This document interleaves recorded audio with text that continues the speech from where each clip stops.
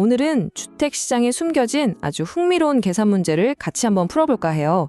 집주인이 새 들어 살던 사람에게 집을 팔 때가 있잖아요. 그러면 빌릴 수 있는 집도 하나 줄고 집을 구하던 세입자도 한 명 줄어드니까 결국 시장은 그대로라고 생각하기가 쉽습니다. 왜 그렇게 생각하는지, 그리고 그 생각에 어떤 빈틈이 있는지 알아보겠습니다.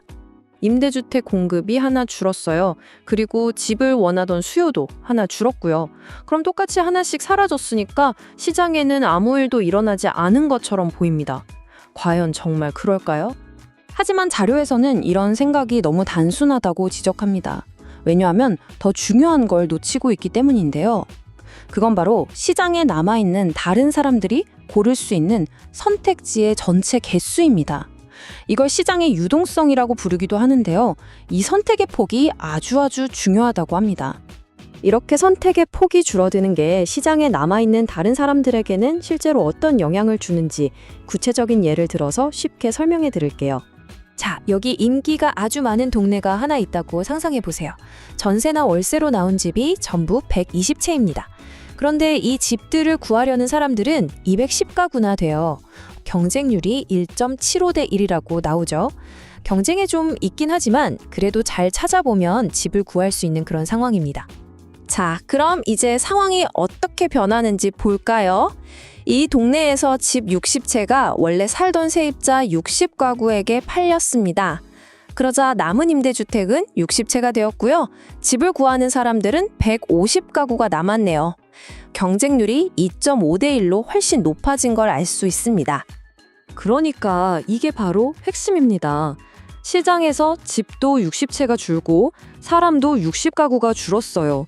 분명히 똑같은 수가 줄어들었는데도 남아있는 사람들끼리 집을 구하려는 경쟁은 훨씬 더 치열해진 거죠.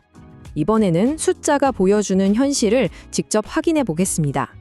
방금 설명해드린 상황은 그냥 상상 속의 이야기가 아니에요. 이런 분위기는 실제 데이터에서도 그대로 나타나고 있습니다. 바로 이 숫자 170이 그 증거입니다. 최근 서울의 전세 수급 지수라는 지표가 계속 170을 넘고 있거든요. 이 숫자는 지금 시장의 상황을 알려주는 일종의 신호등이라고 생각하시면 됩니다. 전세는 한국에만 있는 독특한 집 빌리는 방식이죠.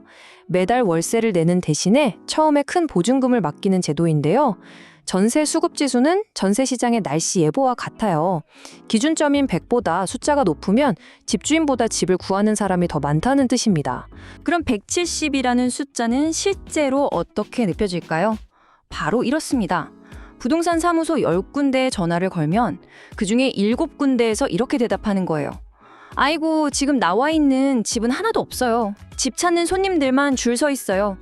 바로 이런 상황인 겁니다. 그렇다면 왜 이렇게 빌릴 수 있는 집이 줄어드는 걸까요? 그 이유를 제대로 알려면 우리는 보이지 않는 공급자에 대해 생각해 봐야 합니다. 바로 여러 채의 집을 가진 사람들, 즉 다주택자입니다. 건설 회사가 아파트처럼 눈에 보이는 물건을 만든다고 한번 생각해 보세요. 그러면 다주택자는 그 물건을 가지고 임대라는 서비스를 제공하는 역할을 하는 겁니다. 다시 말해서 다주택자는 단순히 돈을 버는 투자자가 아니고요. 시장에 빌려서 살 수 있는 집이라는 중요한 서비스를 공급하는 사람이라는 거죠. 이걸 동네마트에 비유하면 이해가 더 쉬워요. 우리 동네에 있던 작은 마트들이 하나둘씩 문을 닫는다고 생각해 보세요. 그럼 어떻게 될까요? 손님 몇 명이 이사를 가서 줄었다고 해도 동네에 남은 사람들은 이제 하나밖에 없는 마트로 전부 몰리게 되겠죠. 그러면 그 마트 주인은 물건값을 올리기가 훨씬 쉬워질 겁니다. 이렇게 선택할 집이 줄어드는 시장은 단순히 전세 가격이 오르는 문제로 끝나지 않아요. 우리 사회 전체에 더 큰 영향을 주게 됩니다. 특히 젊은 세대에게는 주거 사다리가 끊어지는 아주 심각한 문제가 될 수 있습니다. 마치 도미노가 쓰러지는 것과 같아요. 전세가 줄어들면 여러 문제가 생깁니다. 집주인들은 세금 때문에 전세보다는 월세를 받으려고 하겠죠? 그러면 젊은 사람들은 전세에 살면서 돈을 모아 내 집을 마련하던 기회, 즉 주거 사다리의 첫 번째 칸을 밟기가 어려워집니다.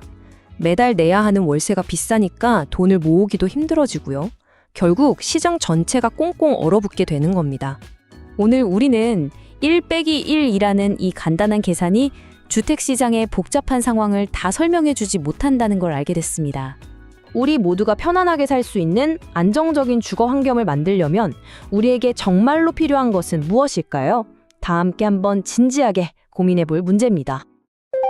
빠르게 변하는 시장, 정확한 정보가 경쟁력입니다. 지금 구독하고 콕부동산과 함께하세요. 부동산은 콕, 구독, 좋아요는 꼭.